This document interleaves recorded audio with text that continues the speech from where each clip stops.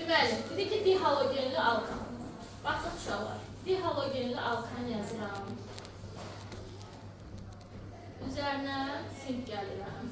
Nə baş verir? Məsələn, orada biz qeyd elədik ki, bayaq, halogenlər arasında, halogenlər ən azı 3 karbon atomu aralı yerləşməlidir. Bu o demək deyil, halogenlər arasında, lövhəyə baxırıq, halogenlər arasında 3 karbon olmalıdır, o demək deyil. Halogenlər, bax belə, arasına baxırıq, bax, bir halogen neçə birləşib? 1, 2, 3. Yəni, ən azı 3 karbon atomu aralı yerləşməlidir, yanaşı olmaz. Nə olur? Deməli, sink gəlir buradan, xlorları götürür, əmələ gəlir buradan, sink, xlor, 2. Daha sonra halogeni biri birinci, biri də üçüncü karbona birləşir.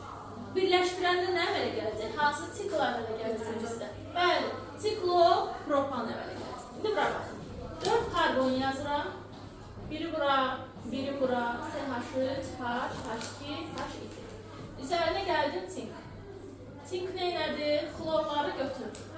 Sink, xlor, 2. Halogenlər arasında neçə karbon var? Hə? Neçə? Halogenlər. Neçə karbon var? 3 karbon var. Deməli, siklın neçə olacaq? 3 bucaq. Düzdürmü? Görürsünüz, burada nə var qıraqda? Bir dənə nə var? Metil. Metil qrupunu da bura yazıram. Hara istəsiniz yaza bilərsiniz, fərq yoxdur. Burada, bura. Bunu necə adlandıraram? Baxın, metil, siklopropan. Gördünüzmü? Daha sonra, baxın, 5 dənə yazıram.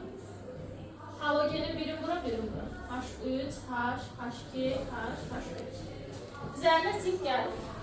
Sink buradan xlorları götürdü. Əmələ gəldi sink, xlor 2. Halogenlər arasında neçə karbon var? 3 karbon. Siklım oldu 3 bucaq. Neçə dənə radikal? Baxın, halogenlərdən kənarda neçə karbon qalır? 2 karbon. 2 dənə metil radikalı var.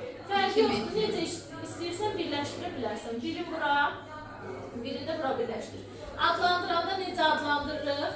Radikal başlayalım. 1, 2, 3. Radikallar hara birləşdir? 1, 2, metil, siklo, propan.